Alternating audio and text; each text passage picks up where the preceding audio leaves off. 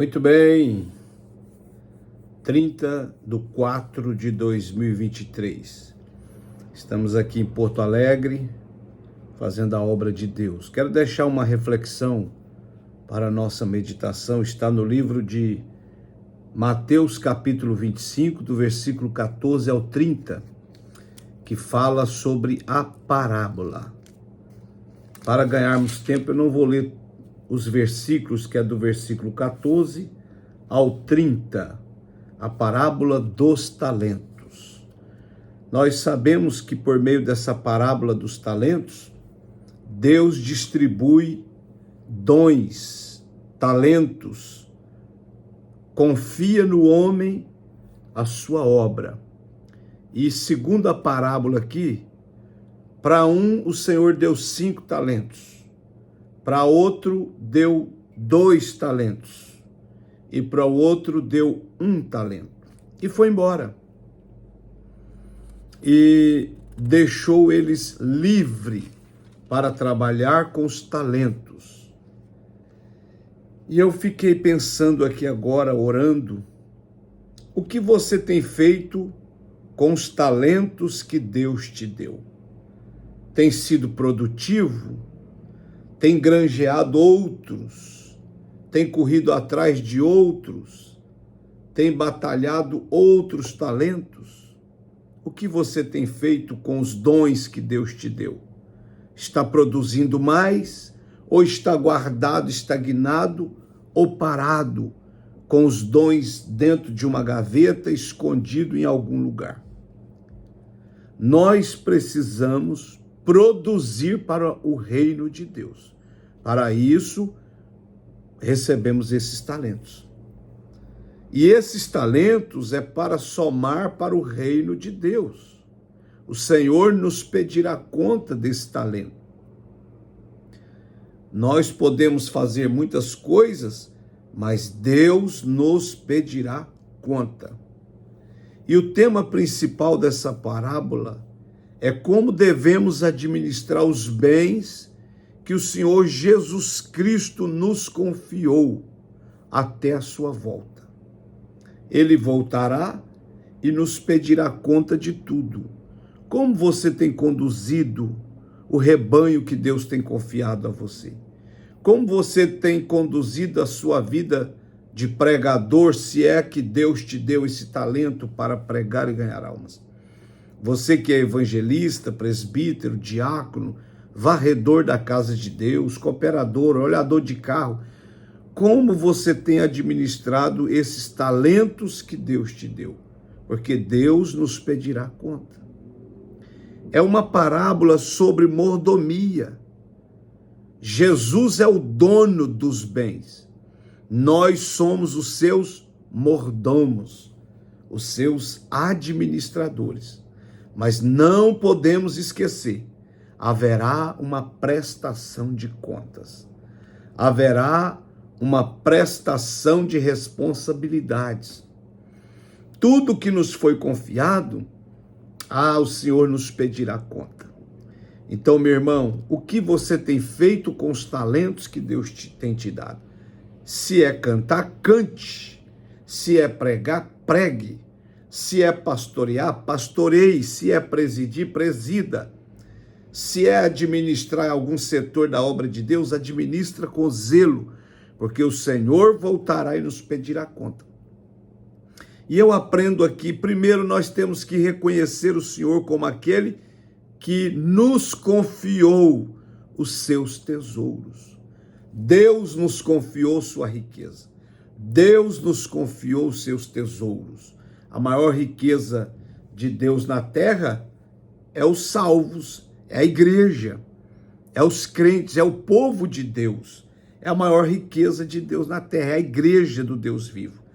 É pura generosidade do Senhor confiar às nossas mãos os seus tesouros. Mas saiba que Ele nos pedirá conta. Nós teremos que acertar a conta com Deus naquele dia. Ele também é justo. Uma vez que confia seus talentos a cada um de nós, a cada servo, ele confiou em nós, na própria capacidade de cada um, o Senhor exigirá uma prestação de conta. Ele não exige que nós confiamos nele. Ele não fica te pedindo conta todo dia, mas vai chegar o tempo que nós vamos ter que sentar na cadeira e acertar as contas com Deus. O Senhor não exige o mesmo de todos, nem confia mais na mão de alguém do que ele pode realizar. Então Deus nunca nos cobrará além do que ele mesmo nos deu. Mas o que ele te deu, ele pedirá conta. Nós teremos que prestar conta. Ele não exigirá de nós além de nossa capacidade. O que ele deu 5 talentos, ele vai exigir na casa dos 5 talentos. O que ele deu 3 talentos, vai exigir na casa dos 3 talentos. O que ele deu 1 talento, da mesma forma. Então, irmão, irmã, obreiro, quem estiver ouvindo essa reflexão, trabalhe com zelo e fidelidade para honrar a Deus e a sua obra. Porque os homens terão muita surpresa naquele dia. Porque muitos acham, devido à misericórdia de Deus, muitos têm quase que a certeza que escaparão ao crivo do acerto de conta, do juízo. Não, Deus é amor, misericórdia, mas Deus é justiça. E a sua justiça vai fazer ele sentar com a gente na mesa. Então trabalhe para honrar a Deus. Você está trabalhando para Deus, para o reino de Deus. Devemos respeitar os homens, os líderes, mas ter uma consciência que essa obra é de Deus e que nós estamos trabalhando para Deus, para o reino de Deus. É uma verdade. Você demonstra fidelidade multiplicando os recursos que o Senhor colocou em suas mãos. O que ganhou 5 foi guerrear, batalhar, foi chorar, foi orar, ganhou mais 5. O que ganhou 3, ganhou mais 3. E o que ganhou 1, se acomodou, se acovardou, escondeu. E quando o Senhor veio, pediu conta a todos eles. O que pegou 1 talento maior, ofereceu o dobro, o outro também, e o outro veio com aquela conversa, aquelas desculpas que Deus não aceitarão. Eu fiquei com medo, o Senhor ceifa onde não planta, e eu fiquei muito com medo, e eu escondi, está aqui o seu talento. Servo mau e fiel. Servo mau e fiel. Lança ele nas trevas exteriores. João 15, o Senhor Jesus diz, a vara que não dá fruto, corta e lança fora. Então, eu e você fomos chamados para dar frutos, para produzir para o reino de Deus. Fomos chamados para produzir. E o que é que você tem produzido? O que é que eu tenho produzido para o reino do nosso Deus? Essa fidelidade será recompensada. Deus recompensará os seus trabalhadores, os seus fiéis. Você terá o elogio do Senhor, maiores responsabilidades e ainda a alegria da sua intimidade. Então Deus se alegra. Na medida que Ele vai te confiando talentos, vai te confiando trabalho, você vai respondendo com fidelidade, com trabalho, com produtividade, o Senhor vai te fazendo crescer na presença dEle e na presença dos homens. Se crescermos diante de Deus, Deus nos fará crescer também diante dos homens. E outra coisa dessa parábola, não seja negligente. O que ganhou 1 talento foi negligente, foi omisso, acomodou, cruzou os braços. Pregação do evangelho, eu já preguei demais, já falei demais, já viajei demais. Meu irmão, a obra não acabou, Jesus não arrebatou a igreja, o Espírito Santo não arrebatou a igreja, nós não encontramos com o Senhor nos ares ainda, então a obra não acabou, ela só vai acabar quando você findar os seus dias na terra ou ser arrebatado pelo Espírito Santo. Aí sim, mas enquanto isso, devemos continuar pregando, evangelizando, falando da grandeza, da misericórdia e do amor de Deus. Então não podemos negligenciar os talentos que Deus nos deu, a chamada, a vocação, o tempo. O servo mau e negligente nutriu um pensamento errado acerca do seu Senhor. Achou que ia passar impune por causa do amor e da misericórdia de Deus. Mas Deus exerceu o juízo, como o justo juiz que ele virá. Em vez de fazer render os recursos, enterrou-os. Foi movido pelo medo e não pelo zelo fiel a Deus. E pagou um preço terrível. Servo mau, infiel. Ele foi chamado pelo Senhor de servo mau e infiel. Que triste título. E ainda foi lançado nas trevas exteriores, onde há ranger de dente, choro e pranto, que é um símbolo da perdição eterna. Meus irmãos, o que lhe foi confiado não só estagnou, o que foi confiado àquele cidadão que ganhou um talento, não só estagnou, mas retrocedeu. Porque se tivesse aplicado os recursos, pelo menos o senhor teria o lucro da correção monetária. Mas nem isso ele fez.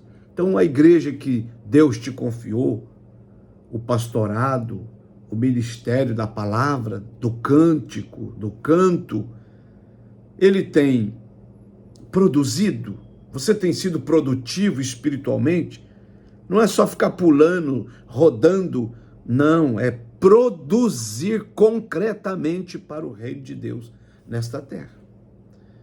Este homem, este servo mau e infiel, além dele se acovardar, se acomodar e ele esconder, ao invés dele produzir, ele escondeu. Ele não produziu nada e ainda retrocedeu.